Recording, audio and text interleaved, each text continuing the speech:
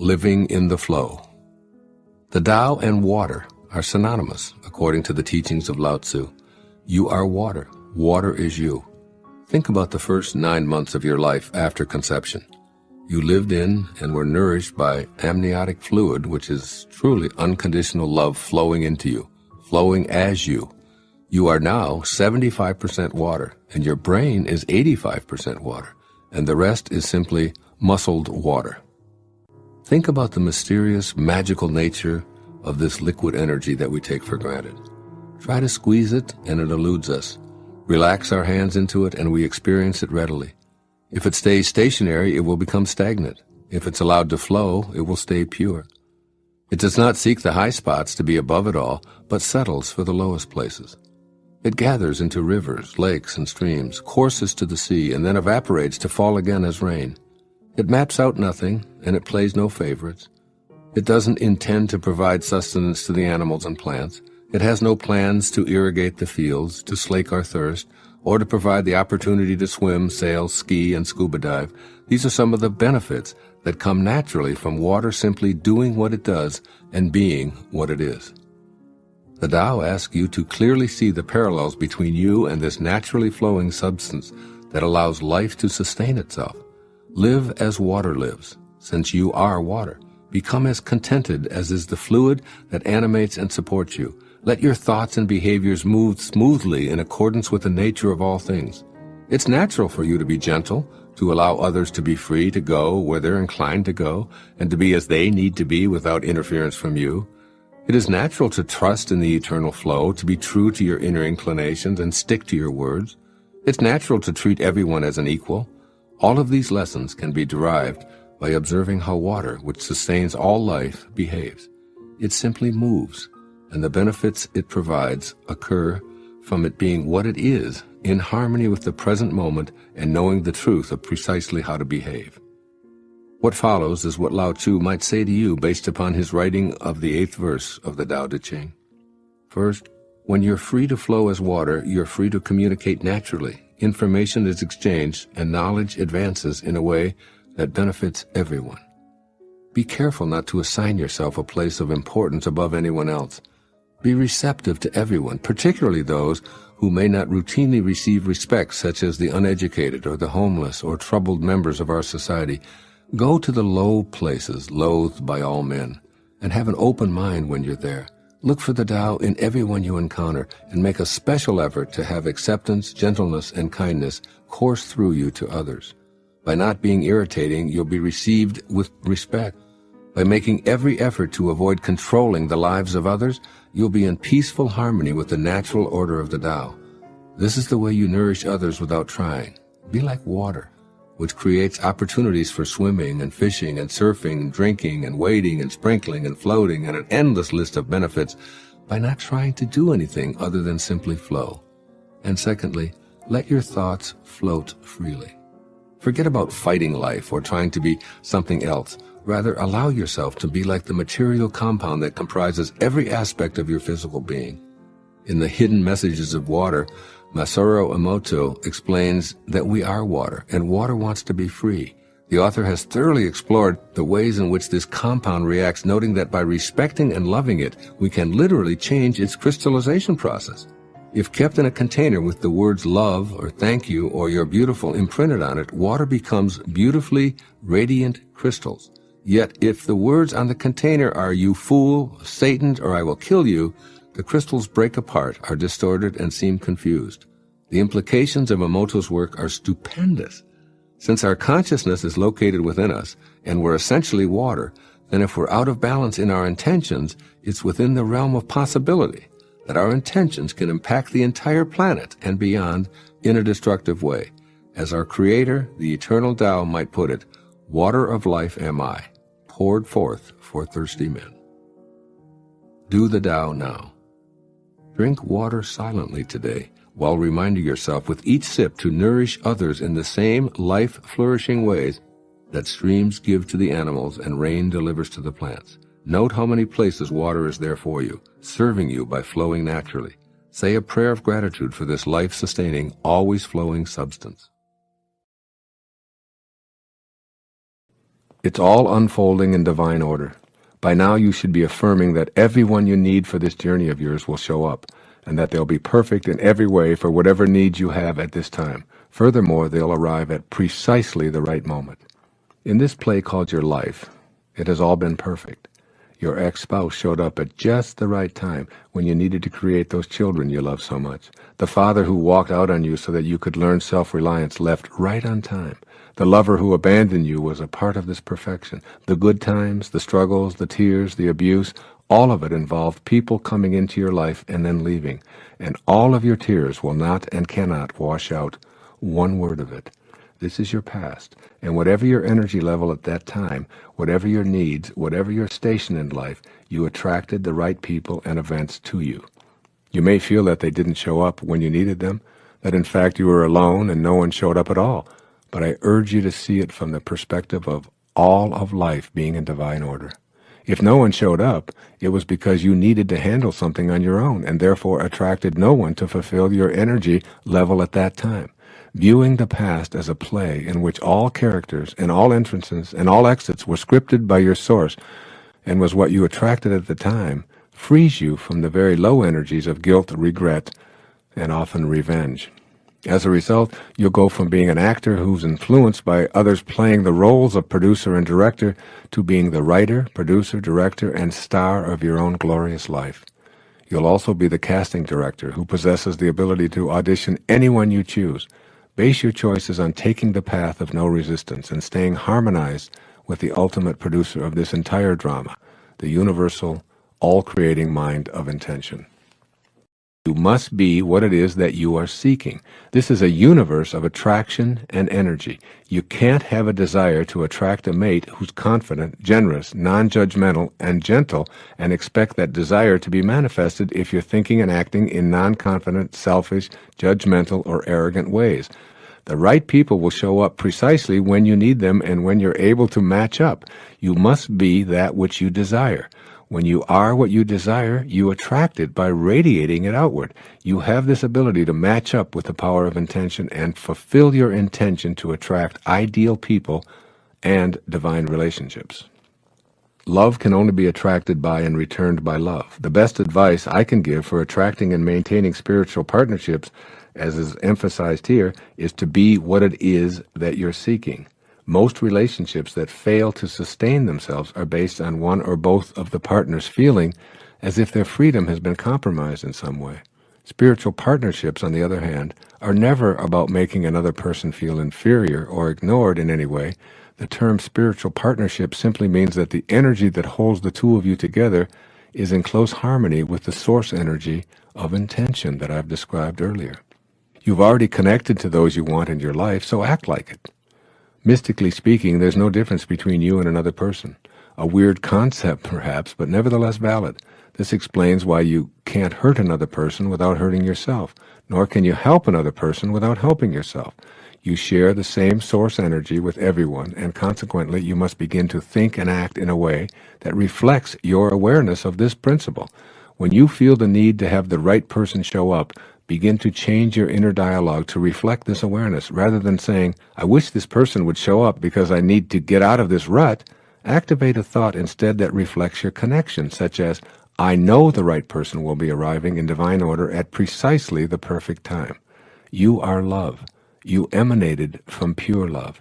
You're connected to this source of love at all times. Think this way, feel this way, and you'll soon act this way. And all that you think, feel, and do will be reciprocated in exactly the same fashion. Believe it or not, this principle of the right person showing up has been in place forever. It's only your ego that keeps you from seeing it clearly. A few words here about patience. There's a wonderfully paradoxical line in A Course in Miracles. It says, infinite patience produces immediate results. To be infinitely patient means to have an absolute knowing within you that you're in vibrational harmony with the all-creating force that intended you here. You are, in fact, a co-creator of your life. You know that the right people will show up on divinely ordained schedule. Attempting to rush the schedule based on your own timetable is akin to getting down on your knees and tugging at an emerging tulip shoot, insisting that you need the flower now. Creation reveals its secrets by and by, not according to your agenda. The immediate results that you'll receive from your infinite patience is a deep sense of peace.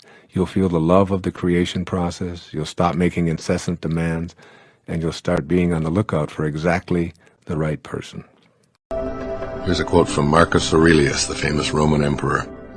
The happiness of your life depends upon the quality of your thoughts. Take care that you entertain no notions unsuitable to virtue and reasonable nature.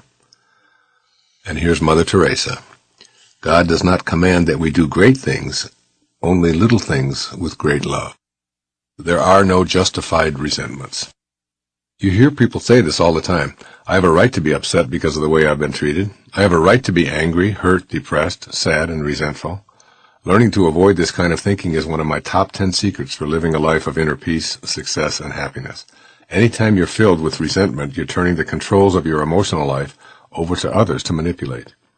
I became aware of how powerful this lesson was many years ago while sitting in on a meeting of 12 people who were in a recovery group for alcoholism and drug addiction.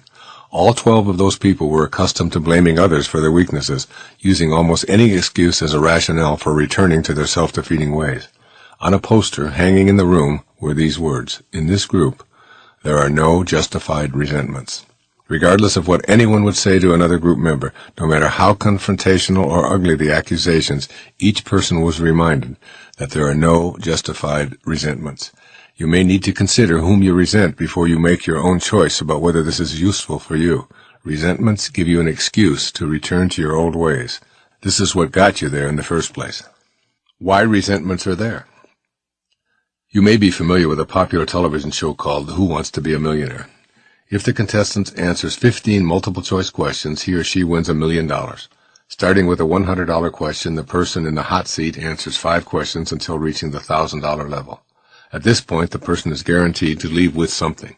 Then the questions increase in difficulty. If the contestant reaches $32,000, again there's a guarantee of leaving with that amount. So there are 2 crucial levels to attain. The $1,000 level, which is achieved by answering 5 relatively simple questions, and the $32,000 level, which involves 5 increasingly difficult questions. I've just related details about this TV program to present the idea of the 2 levels that you must achieve in order to have a chance at the highest $1 million level of awareness. The $1,000 level is one in which you can learn to leave blame behind in your life. If you don't do so, you're going to go home with nothing. Removing blame means never assigning responsibility to anyone for what you're experiencing. It means that you're willing to say, I may not understand why I feel this way, why I have this illness, why I have been victimized, or why I had this accident, but I am willing to say without any guilt or resentment that I own it, I live with it, and I am responsible for having it in my life. Why do this? If you take responsibility for having it, then at least you have a chance to also take responsibility for removing it or learning from it. If you're in some small way, perhaps unknown, responsible for that migraine headache or that depressed feeling, then you can go to work to remove it or discover what its message is for you. If, on the other hand, someone or something else is responsible in your mind, then of course you'll have to wait until they change for you to get better, and that is unlikely to occur. So at the $1,000 level, blame has to go. Otherwise, you go home with nothing and are unable to participate at the higher levels. You must be willing to pass a new test at the second critical level, the $32,000 question, which is the final obstacle you must face in order to move into the more exalted realm of self-actualization and higher consciousness, the $1 million spiritual level, if you will. At this level, you must be willing to send the higher, faster energies of love, peace, joy, forgiveness, and kindness as your response to whatever comes your way. This is the start of the uncrowded extra mile, where you have only one love to give away. Someone says something to you that you find offensive, and rather than opting for resentment, you are able to depersonalize what you've just heard and respond with kindness. You would rather be right than kind. You have no need to make others wrong or to retaliate when you've been wronged. You do this for yourself. There's a Chinese proverb, if you're going to pursue revenge, you'd better dig 2 graves. Your resentments will destroy you. They are low energies. And along the extra mile, you'll only meet others who have fully grasped this concept. The ones who haven't made it to this level are all back with the crowd who went out of the game long ago on an easier question, and most are still back there wondering why they keep going home with nothing. But I can assure you that they continue to blame others for their emptiness. First, you have to get past blame. Then you have to learn to send love to all rather than anger and resentment. The story is told of the enlightened master who always responded to outbursts of criticism, judgment, and ridicule with love, kindness, and peace. One of his devotees asked him how he could possibly be so kind and peaceful in the face of such disparaging invective. His response to the devotee was this question: if someone offers you a gift, and you do not accept that gift, to whom does the gift belong? The answer leads us to the extra mile. Ask yourself, why would I allow something that belongs to someone else to be a source of my resentment? As the title of a popular book says, what you think of me is none of my business. My teacher, Abraham Maslow, used to say that to become independent of the good opinion of other people is among the highest qualities of people who reach these levels of higher consciousness, or what we're talking about, the meaning phase of our life, or the afternoon of our life. And most of us get so consumed with what other people think of us. And when Buddha offered that quote, when his devotee said, how can you be so calm in the face of all that criticism? His answer was that question, which was, someone offers you a gift and you don't accept that gift. To whom does the gift belong? And they all thought about it and then realized that when someone offers you a gift of their opinion, no matter what it is, if you don't accept it, then it doesn't belong to you. And why in the world would you ever be upset about something that belongs to someone else? It's theirs, it's not yours. And that's something that each and every one of us can cultivate. And, it goes way beyond just that great spiritual story. It goes into when we put our focus on how much money am I making, or how much prestige do I have, or did I get that promotion, or did I win the game? All of that is really about being dependent upon the good opinion of other people. You ever watch television and see when the football game is on and the cameras pan the crowd and everybody's number one, and I think, only one person can be number one. Only one. But there's all of us out there. So even in a competitive tennis match or whatever it might be that you're doing, there's still the place within you where you can allow other people's opinions to be just what they are and to just enjoy every single moment of it. Just recently, in an Olympic match, there was a high hurdler who was running for the gold medal. And when she got to the 9th hurdle, there's 10 hurdles, when she got to the 9th hurdle, she said in her interview afterwards, I already saw the gold medal around my neck.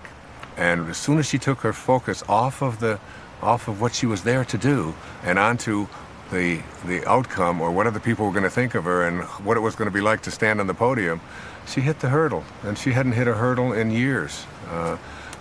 If we stay on purpose, on process, rather than on what people think and what the outcome is going to be, nothing can stop us. Nothing. Carl Jung once said that at the same moment that you're a protagonist in your own life and you're making choices, at the very same moment you're also the spear carrier or the extra in a much larger drama. We are making choices, he said, but we are all doomed to make choices, which is a paradox. We're doomed, that is, it's all set up for us, and we're also making choices. And if you want to get to the highest place in the Bhagavad Gita, the great ancient spiritual text of the Hindu faith, the Bhagavad Gita teaches us, that means Song of the Lord. It teaches us that you have to learn to blend the two opposites and live with two opposite ideas at the same time. I am a choice maker, I am out there, I have a free will, and at the same time, I am being lived by the Tao. And both of those, while they may contradict each other, it's the way of life, because what doesn't contradict? Think about who you are. Think about who you are right now listening to this. Who you are is this thing that's in physical form. It has a beginning, it has an end, it has substance to it, you can touch it, you can feel it, you get a hold of it. And also who you are is totally and completely invisible. That part of you which is listening to this and processing this and thinking about it and wondering about it is invisible. It has no form. You are form and formless all at the same moment. If I want to just wiggle my finger, it's an amazing thing to be able to just take this finger and wiggle it, because here's the finger and I wiggle it, What makes it wiggle it? You know, you can go inside of my brain and you can find, that which allows it to happen, but you can never find the interior, the invisibleness within each and every one of us that just says, I'm going to wiggle my finger. That's just a thought. It's invisible. You can't get a hold of that. You can't grab that thought. So I am that, and I am also the finger that is wiggling. I'm both. And that paradox is something we all have to learn to live with and stop fighting it. It's just in the way of things.